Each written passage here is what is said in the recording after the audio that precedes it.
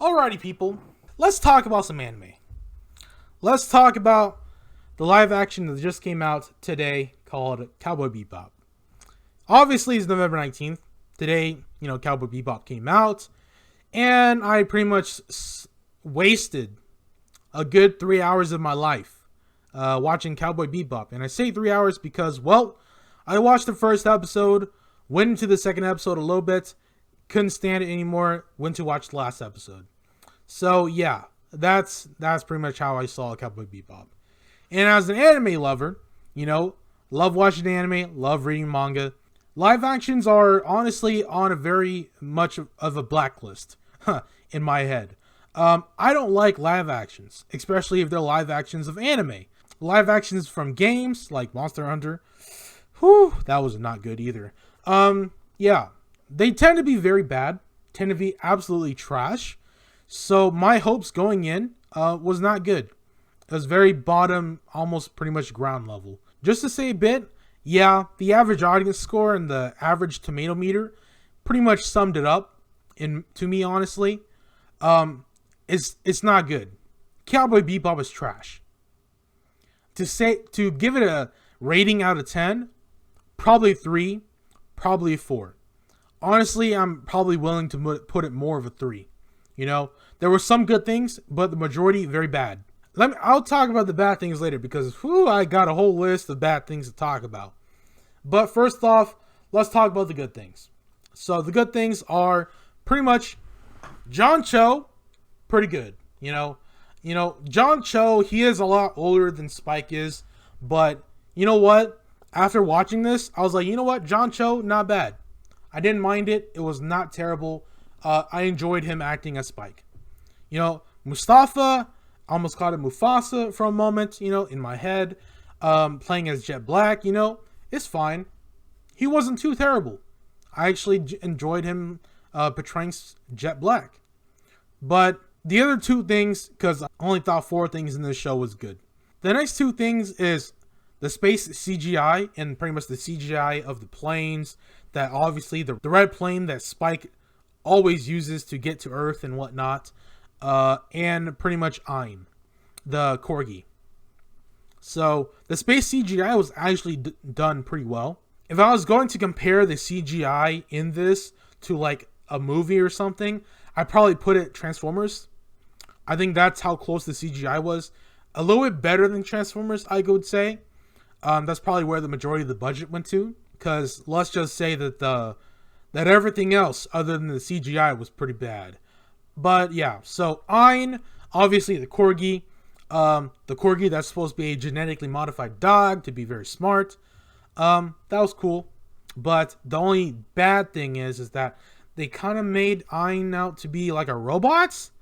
And that to me was like I can push that to the side. Like, it's just a very small thing that doesn't really matter. But yeah, people who really like Ein, they're probably not like that. But Ein to me is kind of whatever. So that was the good things, only 4 things. But let's talk about the bad things. And there are a lot of bad things. Let's just say that. So first off, let's talk about characters, all right? Faye Valentine. Absolute dog trash, terrible. God help me burn this freaking show to the ground. All right? Holy crap, was that bad. So Faye Valentine pretty much shows up in like the wrong time. Like, I know that they pretty much came out and was like, hey, we're going to do our own thing. But, doing your own thing doesn't mean messing up the timeline, right? Don't mess up continuity, please. But that's what they did. They screwed up Faye Valentine's continuity. First off, Faye Valentine is not a bounty hunter. That girl, or the lady, who was acting pregnant with all the red eye stuff in her belly, I'm pretty sure in the anime, ain't nobody was looking for her, alright? Her daddy was not looking for her, alright? Holy crap. So they pretty much showed Faye Valentine chasing after the pretty lady that was after the syndicate guy that ran away with the red eye stuff. And that was really stupid to me. It made no sense. And so that was terrible. Also, Faye Valentine the way Danielle Pineda portrayed her, pretty much a bitch out of the gate. Like, she came out swinging like a bitch. It was not good. And sorry, not sorry for the expletives. But that's just how terrible Faye Valentine was portrayed. So, obviously, not my Faye Valentine. Most likely, faux Valentine, or fake Valentine. That's pretty much how I saw it. Next thing is the tone of the show. They just didn't get it right at some points. At some points of the show, the tone, the lighting, something about it was just not right to me. There was really dark moments at some point of the show, and I was like, why is it so bright? Where are you filming this? You're in the dead of space, man. Aren't you supposed to be a lot darker than this? And that was most likely in the first episode where the lady kind of kills her own boyfriend and then kills herself and then ends up getting shot by the police in space.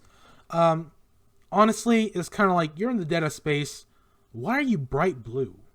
Shouldn't it be pretty dark out there? But whatever.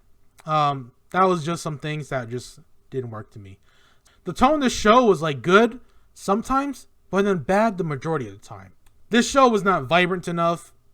It's a little too murky to me. I think I showed it in my last episode where they showed the very vibrant blue water to the very beigey, brownish Bebop ship.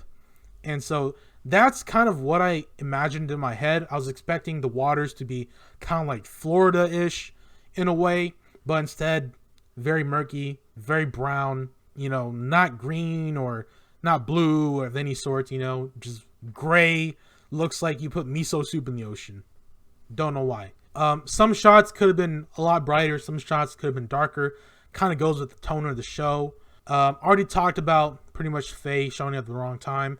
Oh yeah, I didn't even talk about this. So they made Faye Valentine's hair purple, right? And pretty much in the anime, Faye Valentine's hair is purple. But my thing about live actions, I don't want them to be cosplay. If your hair looks like freaking Edward Elric in a live action and is straight out freaking yellow blonde Super Saiyan, you're doing a cosplay fan film. Okay? If you're doing a cosplay fan film, all right, go ahead and make their hair freaking bright green, bright yellow, bright orange, all right? But if you're doing a live action adaptation, don't make their hair bright green, bright yellow, bright purple, bright pink, all right? Don't do that. My little stance, all right, I don't know if people share my opinion on this, but my stance about live action characters and hair that's like not of a typical color, like black, brown, red, blonde, dirty blonde technically, I'd rather you have highlights in the hair than your whole entire ass hair being freaking like purple. So like I said, and I will reiterate this like a lot, if your hair is like Zoro and it's green, I'd rather have you have it like a dark green. And if your hair was getting shined by light in the back of it, you would see that it's like, oh, a little bit highlights of green, but the hair is not really that green. Like, it's not a bright green. But instead, in this show, they pretty much made Faye's hair a little too purple for my liking. I would rather have it to be a little bit more dark. So yeah, that's another bad thing. Then we got to talk about the choreography, all right? If your choreography, all right, is not Jackie Chan levels of choreography, all right, which basically shows that you spent a lot of time and effort in portraying your choreography correctly, like, John Wick or Mission Impossible, right? Your choreography is goddamn awful. And that's pretty much what this was. Throughout watching this show, the, 2-3 episodes-ish, 2.5, I would say, all the choreography was not good. I won't say all of it was not good, honestly. That's probably a little over-exaggerating. But I will say that 80% of the choreography was pretty bad. And the 20% was actually decent. The first bit of choreography that goes into my head when I think of how bad the choreography was or how awkward it was more awkward than bad, but if it's awkward, it is bad. Was when Faye was fighting Spike in the first episode when they're pretty much scrounging around who gets to talk to the lady. The lady that was acting pregnant with the red eye stuff in her belly. That choreography, not good. very awkward. And it was mostly a lot of awkward movements from John Cho's a little bit, but I will say a good bit of it was Daniela Pinilla's choreography.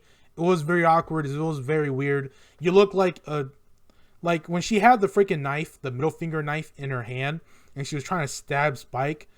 He went to go like this. What is it?